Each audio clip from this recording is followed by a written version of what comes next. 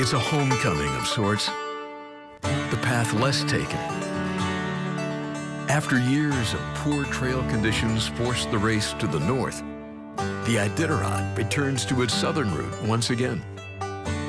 Amid long-standing traditions and renewed controversies, more than 60 mushers will take to the trail to challenge 1,000 miles of Alaska's most isolated land. Mushers and their teams will endure brutal weather extremes and hours of isolation. But a warm reception and a hot meal makes the distance a little more bearable. Whether you're first or last, it takes strength and stamina to cross that finish line. And it all starts today, live in downtown Anchorage. Iditarod 46. This is a time lapse of them getting the start ready. It doesn't happen. It does happen overnight, but it's a lot of work. You can see the snow being put down there. Running in that snow is like running on the beach in the sand, I would imagine, isn't it? They've got better groomers to compact it now, is what I've heard from the Rondi Trail. Welcome back to Channel 2's coverage of Iditarod 46, the ceremonial start. John Carpenter, along with 1985 Iditarod champ Libby Riddles. It's great to be with you again. This is fun. This is fun. Old school week. That's right. Back to the future. You got it. We are just a few minutes away from the very start of the race. That first 11 miles, you'll see the teams go from Anchorage down to Campbell Creek. And now we're getting ready. Let's see. You see the team of Anna Barrington. She finished 41st last year. Her best finish was in 2015. When she finished in 28th place. There's her Matt. Matt's just coming around the corner where Jake is. I love watching him come around the corner. Not as fast as the Rondi teams, but that's not the point here. Oh no, speed isn't the issue here. But boy, they still whip around. And there goes Anna. She's out. She was 10th in the Tustamina race, and then ran the Willow 300. Was 20th in that. She's got a 20-year-old Iditarider, Juliette Felton, who just loves travel and education and has a Malamute at home. So that was her interest. And she's trained with former Iditarod champ Dean Osmar. I always love talking to Dean. Haven't seen him for a while. If you're listening to Dean, how you doing? Yeah. Hi, Dean. There goes Anna. Her sister Christy will be coming up a bit later. I know for a lot of bushers, this is a dream coming true. This is a major adventure. It was for you. You had a good time, right? Oh, we actually talked to Shani. Let's hear what Shani has to say before she hit the trail. I know you said this is a dream to do the Iditarod. Is it kind of nerve-wracking? What's kind of going through your mind going to your first Iditarod? Right, it's almost surreal. It's like I'm not even here. I've dreamed of this for 20 years, so this is just unbelievable to be here. Definitely a little nervous, just lots of worries and doubts going through my head, but I know once we get on the trail, it's all going to go away and just have fun with the dogs. And look at the crowd there, a nice crowd on hand to see the next musher lead the chute, which is Linwood Fiedler. And Linwood's got a long history with this race. This is his 24th Iditarod. Amazing how many times he's run this thing. Yeah, 4 top 10 finishes for Linwood as we watch a team go around the corner and make it successfully there. His best finish was in 2001, Linwood Fiedler's, second place in that year. Yeah, and he was 10th place in the Willow 300 this year. That's what he kind of ran for a tune-up. Other than that, I don't know much about what he's running this year as far as his dog team. But, of course, he's up there with the dogs on the ice all summer, the heli mushing tours in Juneau. Just for luck. Yep, and they're getting ready to blast off. 4 top 10 finishes. He's finished second, 6th, and twice he finished in 8th place in 1990 and 1998. He's a veteran of this race. You know, I'm not a big fan of the new rule. I think it's, some people are even calling it the CV rule, trying to keep them from being as dominant as they're being. I really like the idea. I think it's allowing dog teams to come into the finish line looking exactly like Mitch's team last year. I mean, it's pretty incredible to see a team running 9 miles an hour on the Bering Sea coast, and I think a lot of that can be attributed to Mitch's training, and a lot can be towards his strategy and resting dogs along the way. So I'm not a big fan of the changes recently. We'll see how they pan out. And now you're looking at Larry Dougherty from Eagle River. Yeah, Jake, do you want to talk about Larry? Because he's kind of running your old dogs, right? Just had lunch. I just met Larry yesterday for the first time. Is that right? I had lunch with him. I gave him I gave him a little bit of a rundown on the dog team that I knew. This is actually, I've been busy with you guys. I've been busy with other things here as well. So this is actually going to be my first sight of my old dogs. I'm very excited to see them. So I think he's going to have a good run. I helped him develop a little bit of a schedule yesterday. He's definitely not going out to race to win, but I think he'll have a good performance.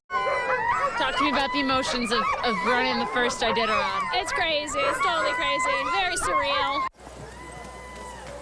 There she goes. There she goes. They say her Iditarider, Jane DeVries, is from Nome and got the Iditarod for a birthday gift, so that's pretty cool. That would be a cool thing. That would be a cool ride. Hope Meredith has a great time out there. And I'm sure she will. It'll be the adventure of a lifetime. It's not easy. It's certainly a whole lot of work, especially for the driver. We're going to take a break, and when we come back, we'll have more coverage of Iditarod 46, the Ceremonial Start, right here in Channel 2. Stay with us. Solitude, and I say, what solitude? I got my 16 best friends with me, you know. People that think it's lonely out there, they have never traveled with a dog team, you know. There is your 16 kids in front of you, and they better have your undivided attention. Rebecca, you're still in the crowd. What's going on? I'm still in the crowd. Have been here for a while now. It's really interesting. We got here at 6 in the morning when nobody was here, and then have steadily seen this place just get crowded, and it's so fun, and people are having a good time. So far, the best thing that we've seen is when Allie Zirkle went by, the crowd just started screaming for her, which is super cool to see her. People are having a good time. The weather's beautiful out here, not too cold. Hey, see, everyone's waving at you guys. We're waving back. Lots of people. They're waving back to you guys. We are. They said hello. Where are you from? Where are they from? You gotta... Where are you guys from? We're originally from Imangak. You are? Yes. So you're on air right now. Hi, Monix. How are you? Are you enjoying it yourself? Yes, very much. My niece Amber and her kids, they're here, so this is their first time for the Iditarod. Awesome. What do you think? It's very exciting right now. My kids are having fun. Do you guys have any favorite mushers? Martin Boozer. Martin Boozer? Yeah, we watch them take off. Well, enjoy yourself. Enjoy the day. Yes, thank you. Happy Iditarod. Happy Iditarod to you all. Iditarod, yes, happy Iditarod indeed. You're watching awesome. musher number 36. That's Jessie Royer. That's somebody you can keep your eyeballs on. Yep, she's just joined us. She's one of now only 5 women to ever place in the top 5, she realized last year when she placed in there. She finished 5th last year. Oh, and she's got her cool little fuzzy leaders. I love these 2 leaders. I don't know what their story is, but I just love these 2 dogs in front.